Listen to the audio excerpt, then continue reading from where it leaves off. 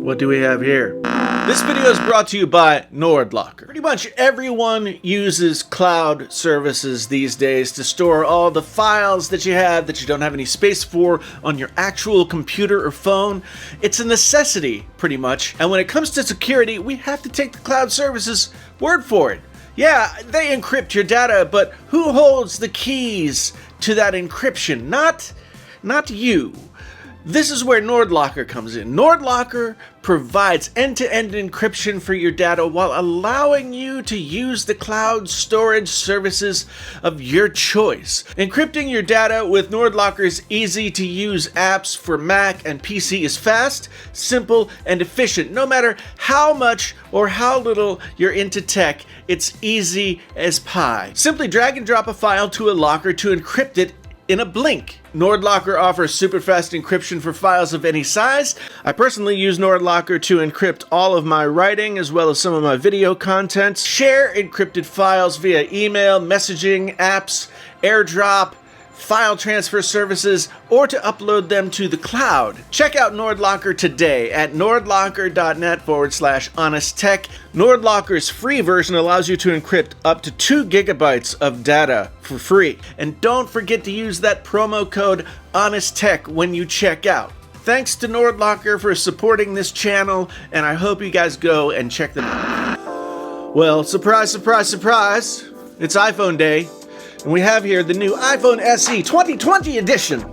64 gigabytes, filled with all kinds of goodness. This is, of course, the phone that is basically the iPhone 8 with the most current internals of the iPhones inside. I never thought that I would get excited about an iPhone that costs $400. I never thought that $400 would be one of the things that was exciting about the iPhone, but that is what's exciting about the iPhone SE. A new iPhone, $400, all the latest specs. I mean, tell me something. Is this not gonna sell like absolute craziness?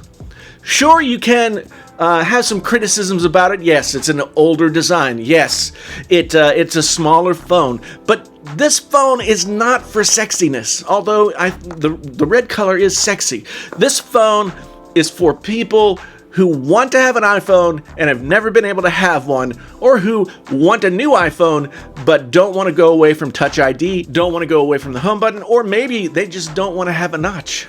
Okay, so this is the 4.7-inch model. We might get a 5.5-inch model that would be the plus size at some point in the future, but right now this is what we've got. It just showed up in the mail, or the UPS, just showed up in the UPS. I mean, I walked up to the UPS guy without thinking about it and like reached out and took the phone. I think it's okay.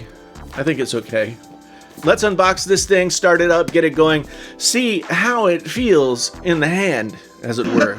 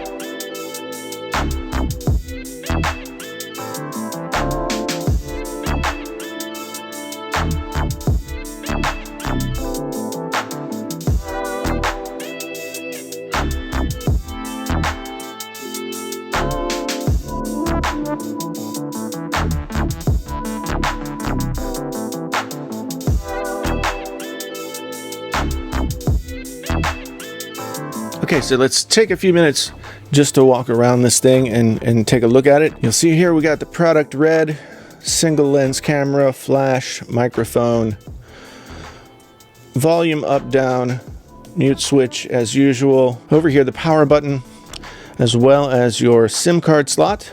So you can stick that in there. Nothing really happening on the top. On the bottom, got your home button. I have to say, first impressions of this phone, the product red always looks beautiful. This looks like a little bit more of a deeper red than what we've seen before. The aluminum on the sides matches really nicely. You've got your lightning port here. You've got your speaker and microphone grills. Up top you have your speaker/earpiece. I thought that this was going to feel pretty small in my hand, and it is small. It's smaller than what I'm used to. I haven't used a phone this small in quite a while, but it feels a whole lot better than I expected it to. I was wondering how I would feel if this was something that I felt like I could use, or if I felt like it was going to be too small or something like that. This definitely feels like something that I could use. So overall, this phone is pretty slick looking. I have to admit, like, with the dark mode, I don't really see the bezels all that much. The home button is nice and snappy. It feels really good. This, of course, is the haptic home button, not a real button at all. The Touch ID works very well. We do have a SIM card tool in here that we can use to swap out. I'm going to take this SIM card and put it in here so I can use this for a few days. It just looks good. The back of the phone just looks really beautiful. Product red always looks great. I'm just really impressed always with the build quality of Apple products, and this one is no different. This phone, I was afraid that it would feel too small, and it is small. A 4.7-inch screen. It's a lot smaller than what I've been used to using, but it does not feel tiny in the sense that I couldn't use it if I wanted to. In fact, I think I am going to use it for a couple of weeks and then come back with a full review. But in the meantime, let's grab some other iPhones and sort of compare the size. This is my daughter's iPhone 10. This is my iPhone 11. Then over here we have the iPhone 7 Plus. The iPhone SE is much smaller than any of these phones. The closest phone in size to this one would be the 11 Pro right now at 5.8 inches for the screen. I actually don't think the body is that much bigger though, because that 5.8 inches includes the entire screen. So this is a really interesting phone. I cannot believe that this is a $400 smartphone.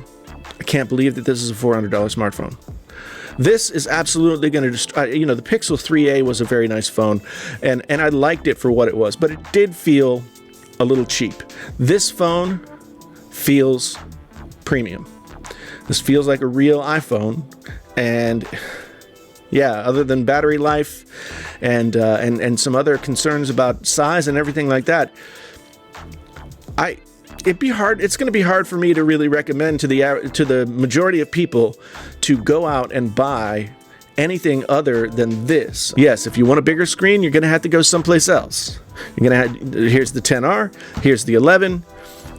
You can even go backwards to the 7 Plus. Next year, they're likely going to have an iPhone SE Plus, which will be 5.5 inches and very similar to this screen right here. But right now, all they've got is the iPhone SE. There's nothing about this phone that isn't exactly like all of the current iPhones, except for the body style and the screen.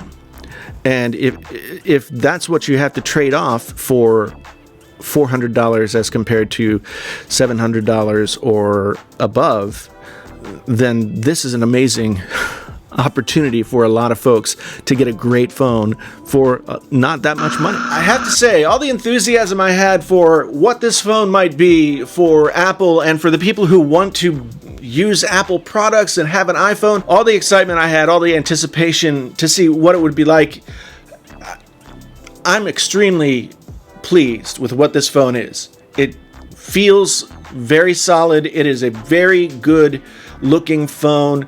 This color is fantastic. There's nothing about this that says, here is your sub $500 phone. This is an amazing value. I really have a hard time. I'm kind of flabbergasted. This is going to be my daily phone for the next week or so. My daily phone. I'm going to use it. I'm going to see how I feel about it. I'm going to see if the size bothers me. I'm going to come back to you and I'm going to tell you whether or not I think that after using the iPhone SE, this thing is worth spending the time, spending the money to get. First impressions. I know there are a lot of people out there who are cynical about this, who think that it's, I don't know, who just think that it's not worth doing. But I'm here to tell you that there are a lot of people who are going to buy and love this phone. Thanks so much for being here. I got other videos about iPhones and other type tech things, and if you click on one to go see that, especially the ones that I have about the new iPhone SE as we led up to the release date. I really appreciate you all being here. If you haven't been here before, please subscribe, come back again, hit the like button so you know when I'm putting out a new video. And once again, my name's Jason, sometimes known as the JTL. This is Painfully Honest Tech. Tech so honest it hurts. Until the next time, I'm out.